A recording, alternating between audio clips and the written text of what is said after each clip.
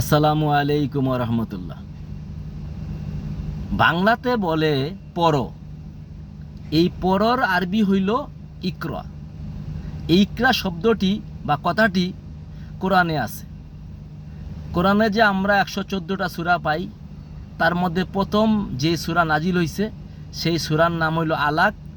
আর আলাকের প্রথম আয়াতেই বলা হয়েছে ইকরা রাব্বি বিসমিকা, পড়ো তোমার প্রভুর নামে। তাহলে স্পষ্ট দলিল পাইলাম যে ইকরা অর্থ পড়ো।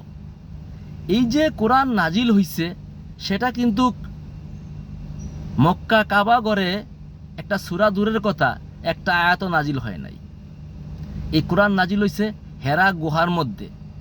এটা জাবালে নূর পর্বতের মধ্যে। এই পর্বতটা হলো 2500 ফুট উঁচা, যেখানে আমাদের মহানবী ধ্যান সাধনা বা মোরাকবা মোশাহেদা করতেন। সেখানেই কোরআন নাজিল হয়, মাটির গুহার মধ্যে।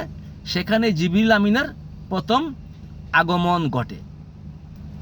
এখন আমার একটু প্রশ্ন করতে পারেন যে ভাই, তুমি বলতেছো যে প্রথম সূরা নাজিল হয়েছে আলাক, তাহলে এইটা সম্ভবত এখন বাইন্ডিং করা কোরআনের মধ্যে 96 নম্বর সূরার মধ্যে আছে। কারণ কেউ যদি প্রশ্ন করেন যে ভাই প্রথম সূরা 96 নং সূরায় কীভাবে গেল, এটার ব্যাখ্যা আমাদের আলেম সমাজ ভালো দিতে পারবেন। এইটা আমি জানা থাকলেও আমি বলতে পারবো না। কারণ হইল যে কোরআন যখন বাইন্ডিং করা হয়, সেখানে হজরত আবু বকর হজরত ওমর ছিলেন প্রধান।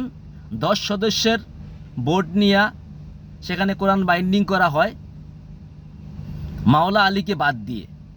মাওলা আলী থাকতে চেয়েছিলেন, কিন্তু হজরত ওমর বলেছিলেন যে না, তুমি এখানে থাকার দরকার নাই, তুমি জীবন্ত কোরআন, তুমি তোমার জীবন্ত কোরআন নিয়ে থাকো, আমরাই কোরআন বাইন্ডিং করবো, এই বলে তারা কোরআন বাইন্ডিং করে। যাই হোক, এইটা অন্য একটা বিষয়, ওই বিষয়ে যাব না, কারণ ভিডিও অধিকটা লম্বা হয়ে যাবে। আমার কথা হইল যে, আর যেখানে কোরআন বলছে যে অকিমুস সালা, সলার কথা যেখানে বলা হয়েছে, সেখানে বলছে সলাৎ কায়েম করো। এই কায়েম সালাতকে ইকরা রূপান্তর করলো কে? ইকরা সালাতে রূপান্তর করলো কে?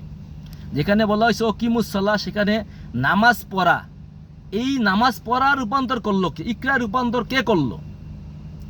কোরআনের মধ্যে আমরা 82 বার সালাতের কথা পাই। অকিমুস সালা এইভাবে বলা হয় 81 বার। আর সূরা মারেজের 70 নং সূরা মারেজের 23 নম্বর আয়াতে বলা হয়েছে আল্লাহ জিনাহুম আন সালাতিম আলা দায়েমুনা। এখানে একবার একটু ব্যতিক্রম পাওয়া যায়, দায়েমি সালাতের কথা পাওয়া যায়। এই দায়েমি সালাত আমাদেরকে শেখানো হয় না বা বলা হয় না যে দায়েমি সালাত কিভাবে করা যায় বা কিভাবে করতে হয়। এটা আমাদের আলেম সমাজ আমাদেরকে বলেন না, আমাদেরকে 5 ওয়াক্ত নামাজ পড়তেই বলেন। তাই আমার আবারও দাবি, আপনারা লাইক কমেন্টে জানাবেন যে এই অকিমুস সালা, সালাত কায়েম করো, এই কায়েম সালাতকে ইকরায় রূপান্তর করলো কে বা পড়ায় রূপান্তর করলো কে? আরেকটু বলে রাখি যে 81 বার সালাতের পাশাপাশি 47 বা 48 বার জাকাতের কথা বলা হয়েছে।